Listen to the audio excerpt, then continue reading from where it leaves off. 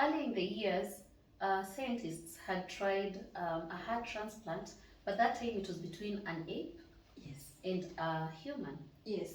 It was successful, quite successful, because the person was able to live for a day longer. So that's, hours added to your lifeline. That's good enough.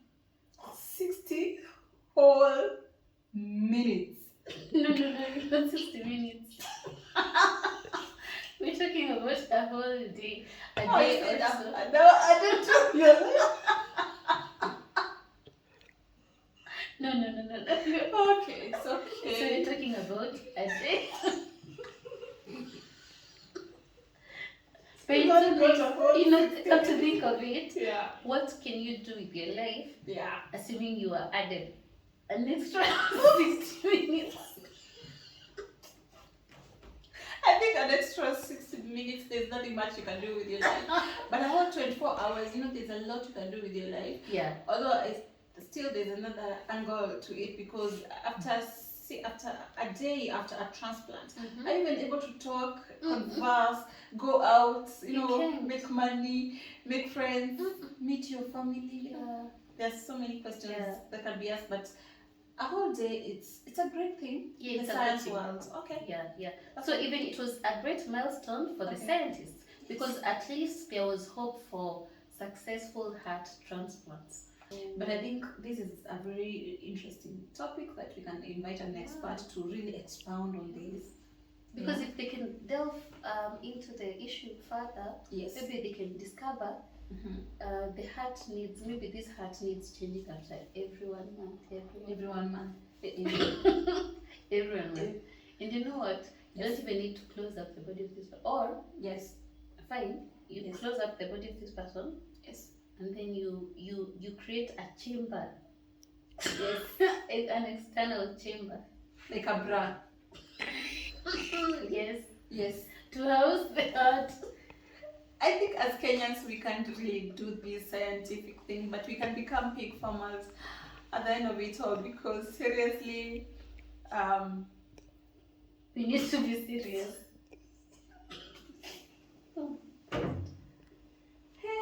What director?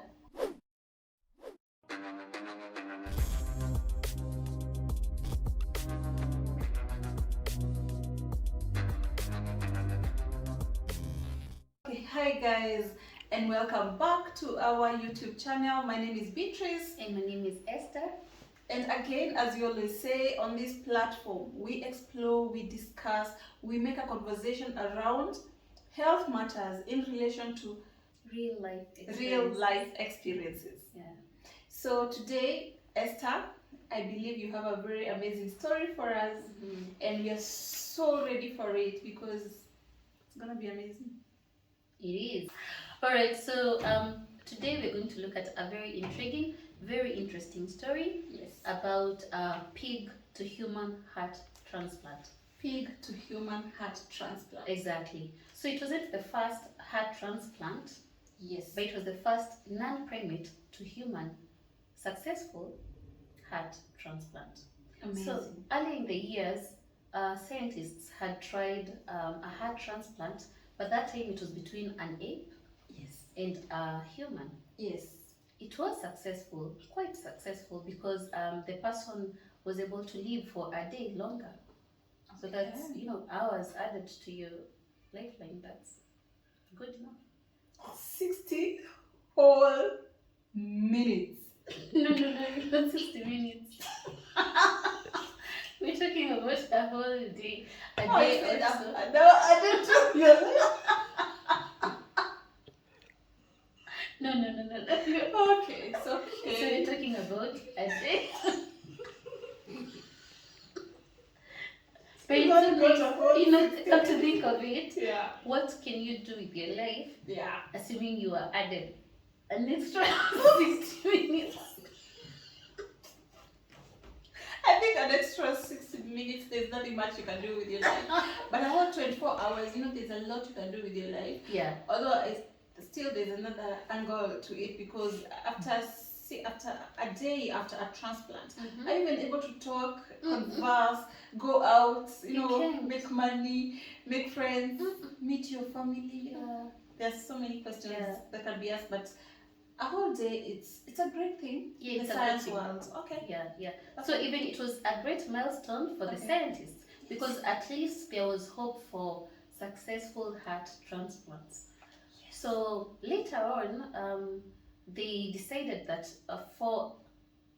due to ethical issues that arose surrounding, an ape to human, you see the close relationship, the cousinship that you have with apes, it was quite unethical for some people. So they decided to go the pig way.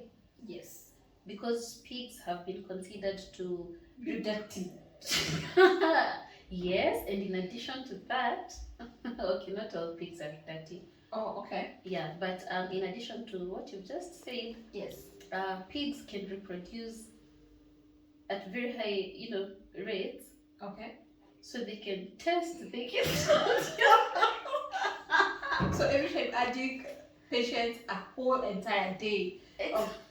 Exactly. Yes. Yeah.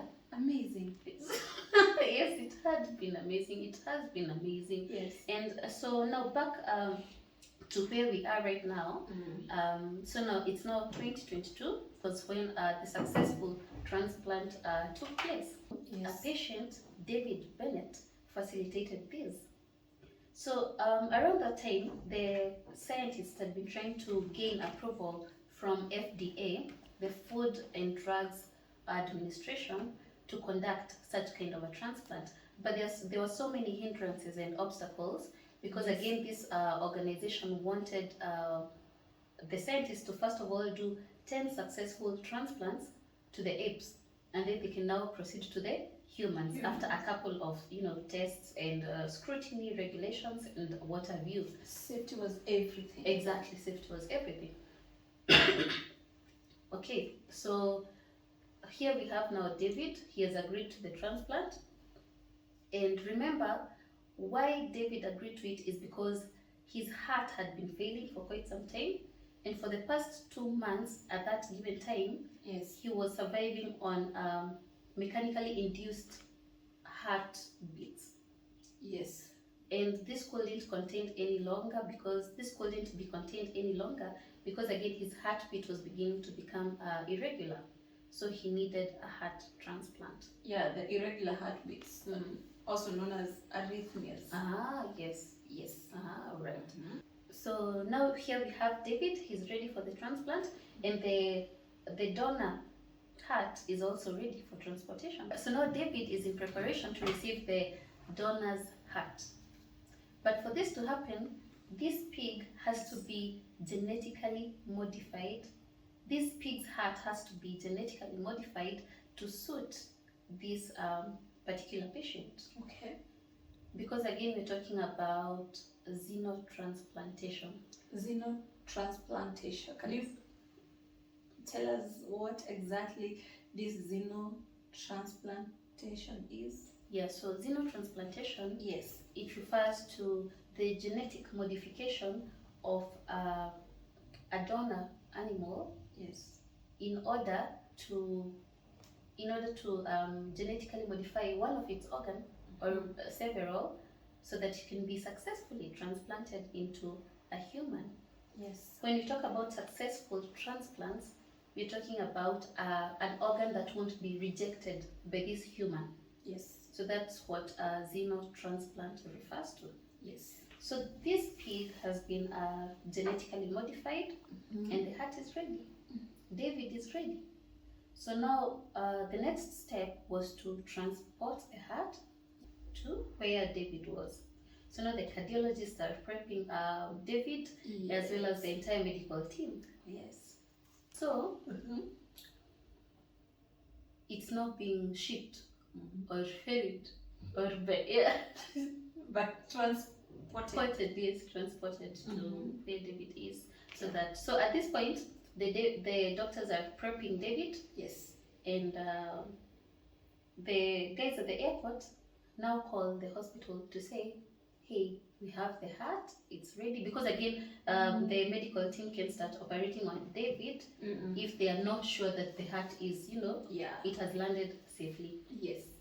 So on the day of the operation, the doctors, the medical team, they disconnect the blood vessels of David's heart, and they quickly fix the donor heart very quickly, because again, this should be a very fast procedure, because you want immediately the heart is now connected to the vessels, it needs to regain the pumping mechanism instantly. It should not be delayed. Exactly. Yes. So now there it is, it has been connected, and successfully it begins to now pump blood. Wow. At that moment, like, wow. Yes. Everyone was wowed. Wow. I can imagine, like, the joy, like the feeling of success. Exactly. With the first attempt. A very fast attempt. Yeah, so it was it was a successful operation. Yes. And fortunately, David was able to live for an extra 2 months. 60 whole days. Yes, a whole 60 days. Yes. But I don't know, unfortunately, on the 60th day, David's heart began to fail.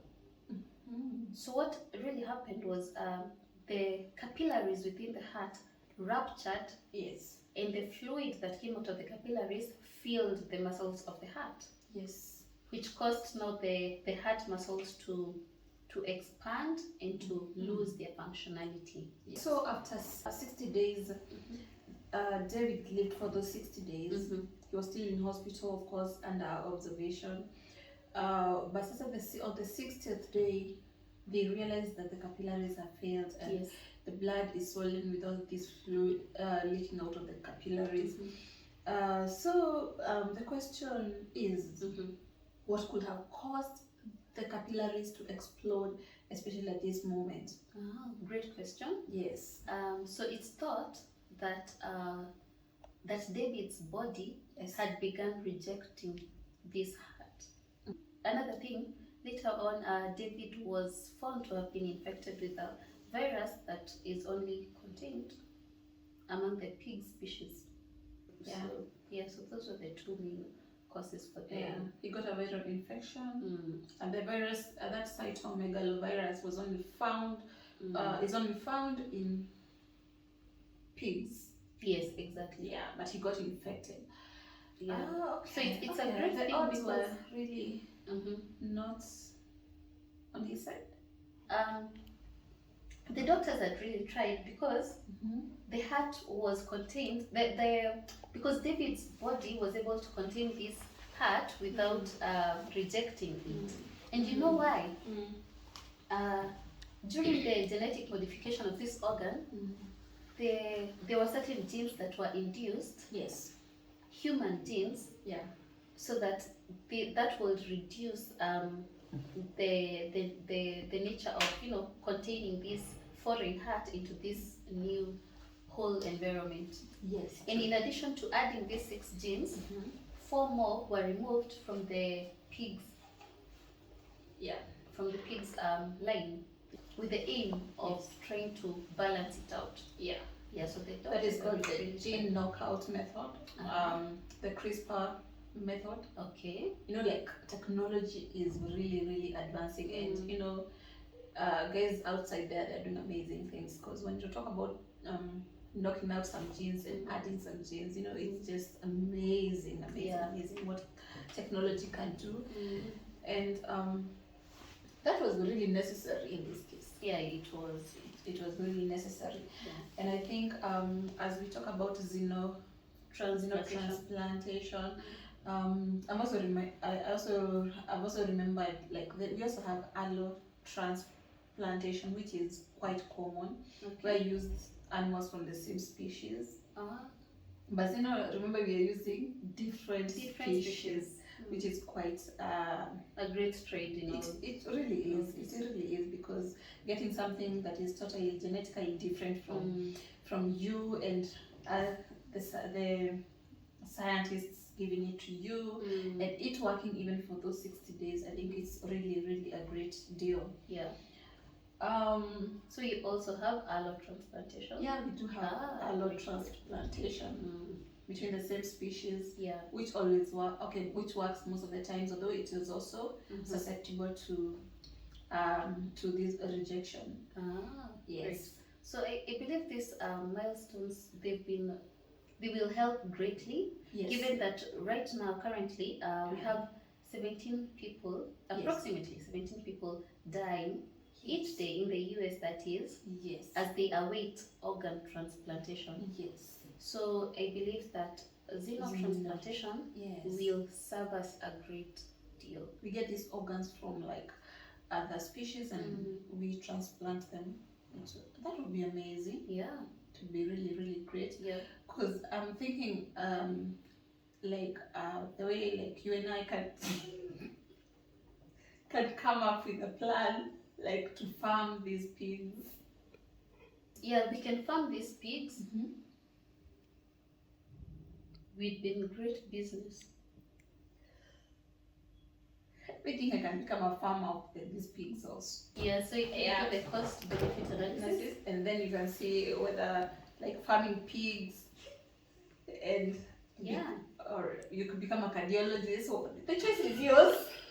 The choice is yours, because I see, like in America they're thinking about, I would like to become a cardiologist and deal with this, but as we are thinking of being pig farmers. Pig farmers, and producing these hearts in that scale. But then again, we also need this some of us to become scientists so that we can knock out some genes and add some genes, stuff like that.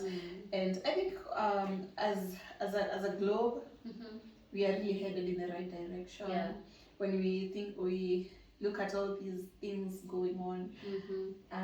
And David Bennett, 57-year-old, that was a great remarkable. Lived for an additional 2 months. And come to think of it, what if on the 59th day, they decided to gift him another heart? I think maybe it could have taken a while, because maybe to genetically modify these hearts, I'm sure it was modified in such a manner that it had to be ready by the time the surgery was scheduled. Now remember, they were not expecting this to happen within those 60 days. So it could have been hard maybe to genetically modify another heart at that moment, and then again, and also maybe they could have been concerned about if this one was rejected, and already his body was frail. So definitely there could have been so many concerns. But I think this is a very interesting topic that we can invite an expert to really expound on this. Because if they can delve into the issue further, maybe they can discover the heart needs, maybe this heart needs changing after every 1 month. Every 1 month. Every 1 month. And you know what? You don't even need to close up the body of this person. Or, fine, you close up the body of this person. And then you create a chamber. An external chamber. Like a bra. To house the heart. I think as Kenyans we can't really do this scientific thing, but we can become pig farmers at the end of it all, because seriously, we need to be serious. Now for those 2 months, what was, I'm trying to think, like, for those 2 months that David Bennett, the 57-year-old, lived in, what was the quality of life like? Like, do you think if he was given another chance, he would have agreed to the transplant, or maybe he could have felt like maybe 2 months was just too little? Or maybe the quality of his life was not as good as he would have loved it to be. I'm also curious to know that. I think there's so many questions that we have, and also our audience, they could be having several questions. Yeah. So we would urge you to really comment and leave a suggestion or a question, and then we can try to explore these questions using an expert in our subsequent episodes. Yeah. And as we always say, we believe that every story told in our own words will educate, inform, and empower us, because our voice is our empowerment. So thank you so much, guys, for being with us throughout this episode. It's been very interesting, Esther. Thank you so much for really getting into it and really discussing this amazing, fascinating story of the first pig to human heart transplant. So if you've enjoyed this video, please feel free to hit the thumbs up. Make sure you subscribe and hit the notification bell. We look forward to doing more great content, so please stay tuned.